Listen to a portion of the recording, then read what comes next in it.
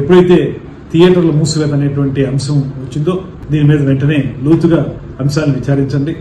తద్వారా ఏం జరుగుతుందో తెలుసుకోవాలి. పొలిటికల్ క్రైమ్ గురించి మాట్లాడండి, సినిమా వాళ్ళ గురించి కాదు మీరు మాట్లాడాల్సింది. సమాజానికి అది కదా పనికొచ్చేది. ఎన్డీఏ కూటమి ప్రభుత్వం ఏర్పాటై ఏడాది కావస్తున్నా ఒక్కసారైనా గౌరవ సీఎం చంద్రబాబుని కలవలేదు.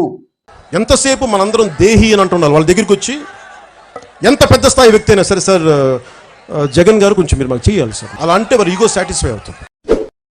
ఇప్పుడు ఎందుకు హఠాత్తుగా సినిమా థియేటర్ల నిర్వహణ ఎలా ఉంది, ప్రేక్షకులు అందుతున్న సౌకర్యాలపైన ఎందుకు ముఖ్యమంత్రి, డిప్యూటీ ముఖ్యమంత్రి పరిశీలన చేశారు, సమీక్ష చేశారంటే థియేటర్లను బెదిరియడానికి, ఎగ్జిబిటర్లను బెదిరియడానికి, సినిమా వాళ్ళని బెదిరియడానికి. ప్రభుత్వం ఏమి చేయకపోతే మా పనులు మేము చేసుకుంటాం